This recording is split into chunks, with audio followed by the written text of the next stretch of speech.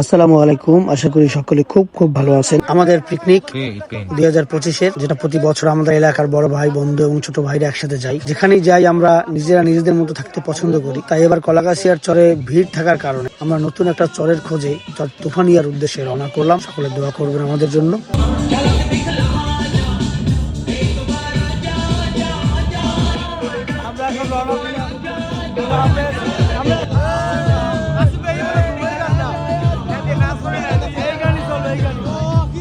আমাদের 3 দিনের এই আনন্দ ঘন পিকনিকের আজকে প্রথম দিনটা যাবে আমাদের ট্রলারে যেতে যেতে। যাই হোক, ট্রলারে অনেক আনন্দ হয়, মজা হয় একসাথে সবাই থাকলে। তো এখন আমরা যাচ্ছি।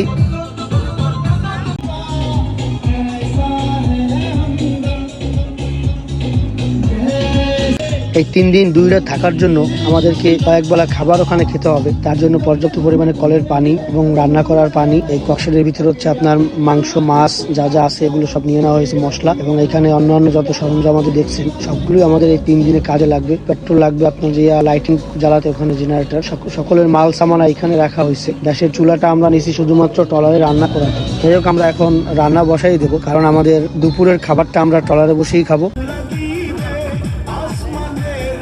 আমরা এখন বোয়ালিয়া বরফ কলের সামনে চলে আসছি। এখান থেকে বরফ এবং পানি সংগ্রহ করতে হবে।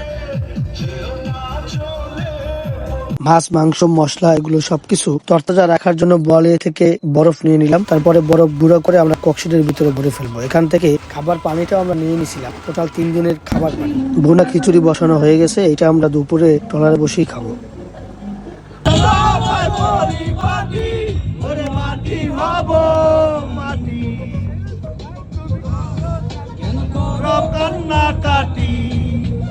লাউড মিউজিক শুনতে শুনতে আমরা রওনা দিলাম চরমন্তাজ ইউনিয়নের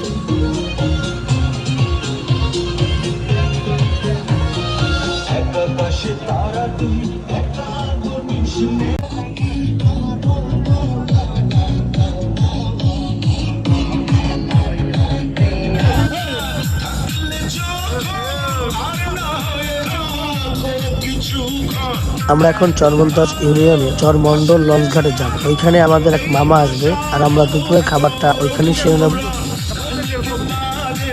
তো আমরা চরমন্ডল চলে আসলাম, এবং চরমন্ডলটা আসলেই দেখতে মোটামুটি সুন্দর, ঘাটটাও সুন্দর, আশপাশটা দেখতে ভালোই লাগছে, কারণ একটু জঙ্গলের মধ্যে রাস্তা। এইখানে আমরা গোসল টোসল সেরে তারপরে আমরা রওনা দিব তুফানিয়া চরের উদ্দেশ্যে। ওইখানে যেতে যেতে আমাদের 3টা 4টা বেজে যাবে।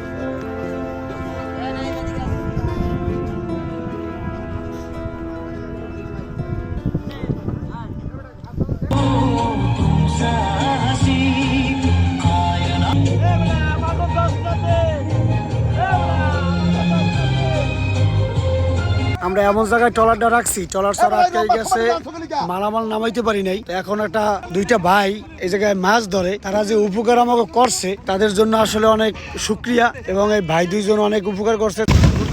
একদম সূর্যাস্তের শেষ সময় অনেক কষ্ট করতে আসছে।